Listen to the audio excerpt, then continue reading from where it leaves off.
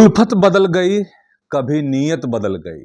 खुद गर्ज जब हुए तो फिर सीरत बदल गई। कुछ लोग अपना कसूर दूसरों पे डालकर ये सोचते हैं कि उनकी हकीकत बदल गई। बड़े सवाल खड़े कर दिए हैं। किसने? तो सांसद पप्पू यादव ने। किस मामले में?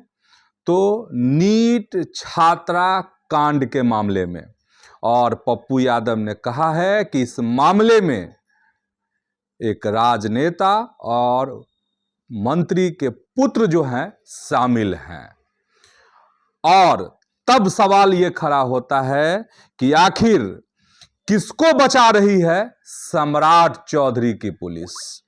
और सवाल ये खड़ा होता है कि मनीष रंजन और नीलम अग्रवाल के पीछे कौन शख्स है। बट्टा लगा रहा है ये मामला कहीं ना कहीं बिहार सरकार पर, नीतीश कुमार पर और साथ ही सम्राट चौधरी पर भी। प्रणाम, मैं हूं चंदन झा और आप देख रहे हैं प्रत्यंचा। अब सियासत का जो बड़ा मुद्दा है, क्योंकि ये ऐसा मुद्दा है जो अपराध से जुड़ा हुआ था, लेकिन अब चूंकि इस पर सियासत भी होने लगी है, इसलिए यह मामला और गंभीर हो गया है। और पप्पू यादव ने जिस तरीके से सवाल उठाए हैं और कहा है कि वह हर हाल में इस पर जो पर्दा है दारी की गई है उस पर्दा को उठा कर रहेंगे। और कहा है क्योंकि मंत्री के बेटे का सवाल आ गया है, राजनेता के बेटे का सवाल आ गया है इसमें, इसलिए यह मामला और संगीन हो जाता है। और अपराध तो अपराध है, लेकिन अगर जब सियासत उसमें शामिल हो और सियासतदान अगर उसमें शामिल हो तो और भी मामला गंभीर हो जाता है। पहले पप्पू यादव ने क्या कहा है, उन्होंने अपने एक्स पर क्या लिखा है, पहले उसको समझिए, फिर परत दर परत हम इस मामले को खोलेंगे। हर उस पहलू पर हम सवाल उठाएंगे जो बिहार के लोगों के साथ ही देश भर के लोगों के मन में चुभ रहे हैं। तो पप्पू यादव ने जो कहा है, पूर्णिया के सांसद ने, पहले उसको समझिए। उन्होंने सोशल मीडिया एक्स पर लिखा है कि नीट छात्रा के मामले में संवैधानिक पद पर आसीन किस नेता का पुत्र, मंत्री पुत्र संलिप्त है, किसे बचाने के लिए बिहार पुलिस सारी सीमा का अतिक्रमण कर रही है, पीड़िता बेटी के परिजनों को कलंकित कर रही है, पटना में सेक्स रैकेट में शामिल माफियाओं को कौन संरक्षण दे रहा है, हम नहीं छोड़ेंगे। ये सवाल है। तो मतलब सियासत गरमा रही है, और गरमा रही है उसमें आप सभी जानते ही हैं कि पिछले दिनों कांग्रेस जो पार्टी है उसकी जो महिला कार्यकर्ता है वह भी सड़क पर उतरी थी। इसके बाद आरजेडी की जो महिला कार्यकर्ता है वह भी सड़क पर उतरी थी। लेकिन लगातार पप्पू यादव जो है इस मामले में सरकार पर दबाव बना रहे हैं और जो पीड़ित परिवार है उसे न्याय दिलाने की हर संभव कोशिश, जो हमारे पास भी खबर है और जो पहल पर्दे पर भी दिख रही है, उसमें ये सारी चीजें दिख रही हैं। और उन्होंने जो एक्स पर पोस्ट किया है, उन्होंने कहा है कि जो भी है इसमें शामिल, जो भी मंत्री का बेटा है उसका नाम सामने आना चाहिए। और उन्होंने कहा कि हम छोड़ेंगे नहीं, ये पप्पू यादव ने कहा है। अब सवाल है ये कि वाकई में जिस तरह की यह घटना है उससे बट्टा तो जरूर लग रहा है बिहार सरकार पर। और बिहार की सरकार अगर हम कहते हैं तो उसमें पूरा का पूरा सिस्टम शामिल होता है। उसमें पुलिस भी शामिल है, प्रशासन भी शामिल है और सरकार भी शामिल है। और जो अभी नीतीश मंत्रिमंडल में शामिल हैं वो सारे इसके दोषी हैं। लेकिन दो लोग ज्यादा इसमें कहे जाएंगे। एक मुख्यमंत्री हैं नीतीश कुमार, इसलिए उन पर सबकी निगाह है, और दूसरे नए नए गृह मंत्री बने हैं सम्राट चौधरी, उन पर भी। और सम्राट चौधरी का जब आप नाम लेते हैं तो उनका विराट स्वरूप देखने को मिला था तब, कब? जब नई नई सरकार बनी थी फिर से बिहार में। जब एनडीए की सरकार बनी तो चहुओर जो है बुलडोजर घूमने लगा। हाँ सही है, अतिक्रमण साफ होना चाहिए, लेकिन सब कुछ जो सामाजिक ताना बाना है उसको भी आपको देखना पड़ेगा। अगर जो सर्दी की रात थी, उस सर्दी की रात में जो बच्चे, छोटे, महिलाएं जिनके घर टूट गए, वह दिन कैसे उनका बीता होगा, रात कैसे गुजरी होगी और किस तरह से लोग करा रहे थे, ये भी सवाल है। और सब कुछ आंख पर पट्टी बांधकर सब कुछ चल रहा था। कहीं से कोई इसकी प्रशंसा कर रहा था, कोई इसकी ताली बजा रहा था, तो कोई सम्राट चौधरी के नाम पर छाती पीट रहा था। ये सब चीज हो रहा था और सरकार को ऐसा लग रहा था, और मुझे लगता है कि सम्राट चौधरी को भी ऐसा लग रहा था कि बहुत शानदार काम कर रहे हैं। वाकई में काम अच्छा था, लेकिन उसके भी पहलू थे जिनका ख्याल नहीं रखा गया। चलिए तब अब बात करेंगे कि बुलडोजर की बात आप क्यों ले आए हैं। क्योंकि वाहवाही हो रही थी। अगर उनके नाम पर छाती पीटे जा रहे थे तो वाहवाही भी हो रही थी, तालियां भी बज रही थी सम्राट चौधरी के नाम पर। लेकिन जिस तरीके से पटना के मुन्ना चक के शंभू गर्ल्स हॉस्टल में नीट की तैयारी करने वाली छात्रा के साथ जो है दरिंदगी हुई, उससे बहुत सारे सवाल खड़े हो गए बिहार की सरकार पर। और चूंकि गृह मंत्री हैं सम्राट चौधरी, तो उन पर ज्यादा और उनकी पुलिस पर ज्यादा। तो सियासत कैसे हुई वह हमने आपको स्पष्ट कर दिया है। पुलिस कहां चूक रही है, सम्राट क्यों आंख मूंदे हुए हैं, इसको जरा समझना है। और हम यहीं पे बता देते हैं कि सम्राट चौधरी का बयान आया है। सम्राट चौधरी ने कहा है कि एसआईटी की जब रिपोर्ट आएगी तो दूध का दूध, पानी का पानी हो जाएगा। लेकिन इन सब चीजों से पहले अगर समय पर पुलिस अगर धीमी नहीं रहती, अगर सही दिशा में एक्शन लिया गया होता, तो आज मामला कुछ और होता। दोषी, आरोपी सबकी नजरों के सामने होते। जो आज कहीं ना कहीं ऐसा लग रहा है कि दोषी और अपराधी आंख से ओझल हो रहे हैं। तो आखिर इस मामले में पुलिस प्रशासन कहां चूक गई, पटना की पुलिस कहां चूक गई, क्या क्या गड़बड़ी हुई है, कहां कहां चूक हुई है, ये समझिए। देखिए, सबसे पहला इशू जो है इस मामले में वो ये है कि 3 दिन के बाद एफआईआर हुई थी घटना से, और बिना रिपोर्ट इसको आत्महत्या करार दे दिया गया पटना पुलिस के द्वारा। 14 दिन के बाद क्राइम सीन जो सीन है उसको सील किया गया। प्राइवेट ड्राइवर भेजकर, थाना प्रभारी ने अपना प्राइवेट ड्राइवर भेजा और इसके बाद सीसीटीवी डीवीआर मंगवाया गया। ये भी चूक है। संदिग्धों पर 10 दिन बाद कार्रवाई हुई, महाचूक। और लापरवाह अफसरों को ही एसआईटी में शामिल कर लिया गया।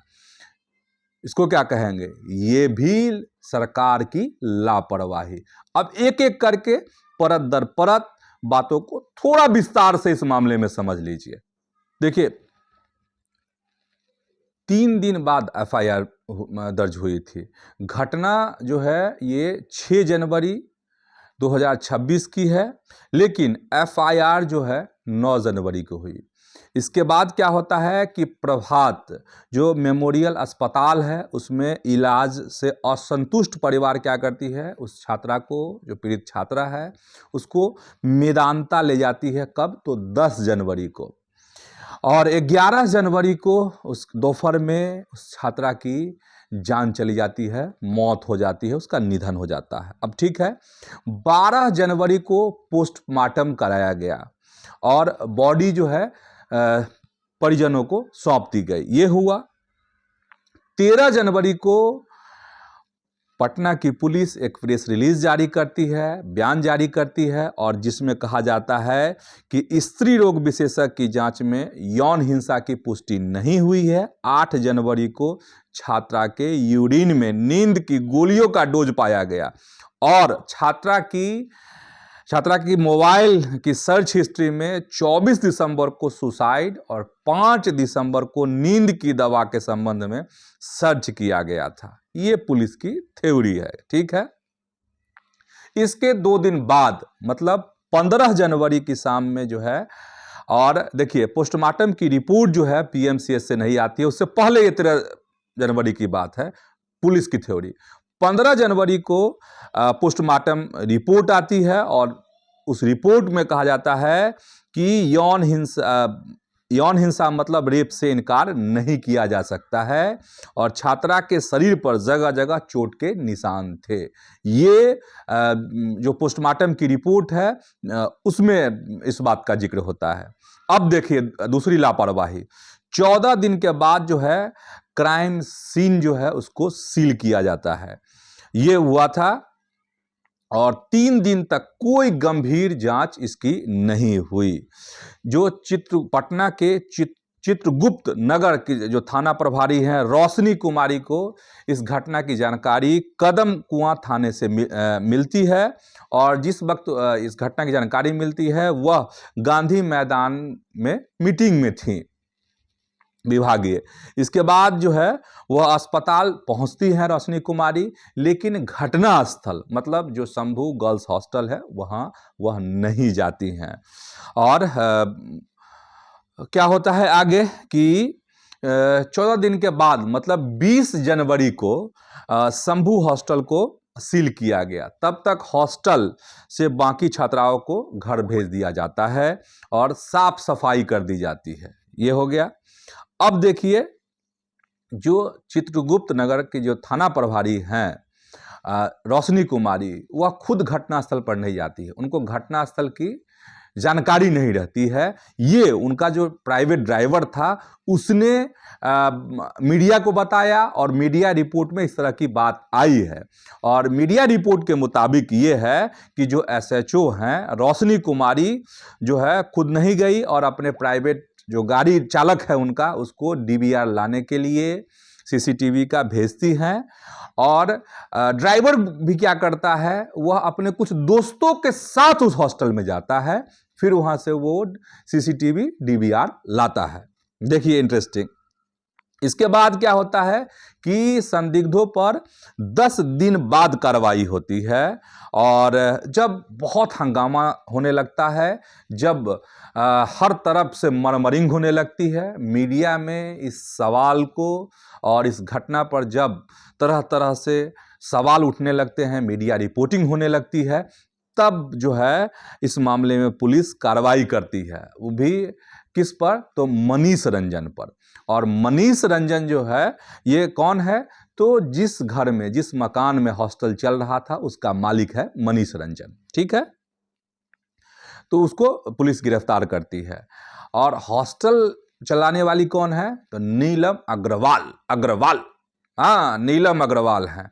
और नीलम अग्रवाल को पुलिस कुछ देर के लिए थाने में बुलाती है और ऐसे ही जाने देती है। पता नहीं क्या की, क्या पूछी और क्या जवाब आए। ठीक, अब क्या है कि नीलम अग्रवाल जो है वह अपने 2 बेटों के साथ फरार है। ठीक, कई हॉस्टल हैं नीलम अग्रवाल के, यह बात पप्पू यादव ने भी कही है कि उसके बहुत सारे हॉस्टल हैं पटना में।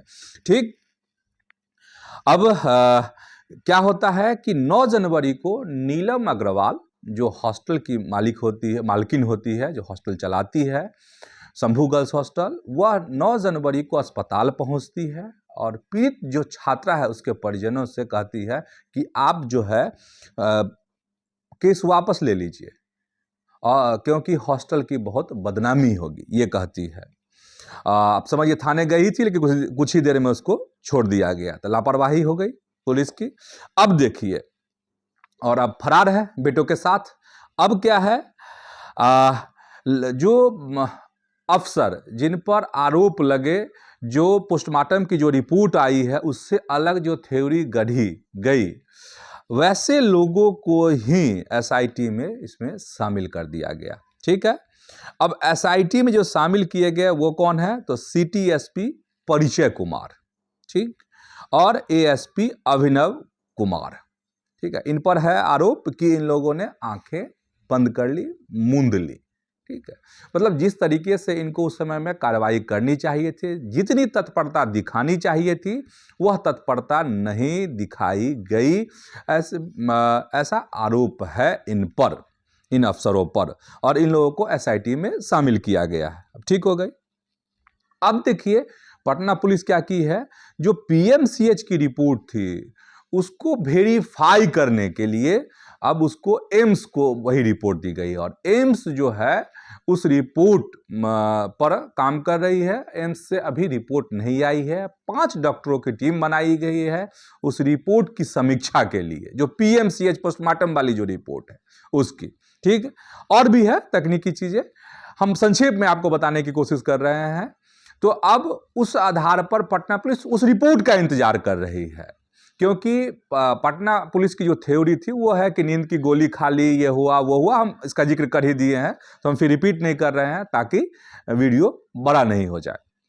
सबसे इंटरेस्टिंग बात यह है कि मीडिया में जो रिपोर्ट आई है बिहार के पूर्व डीजीपी अभ्यानंद, और उन्होंने कहा है कि यहाँ कहीं मतलब एकदम दिख रहा है कि लापरवाही हुई है सिस्टम में।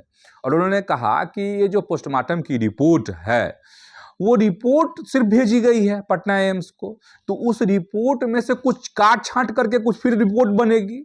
अगर पोस्टमार्टम फिर से जैसे पीएमसीएच के डॉक्टरों ने पोस्टमार्टम किया, अगर वैसे ही अगर एम्स में पोस्टमार्टम रिपोर्ट होता तो हो सकता था कि उसमें चीजें बदल जाए।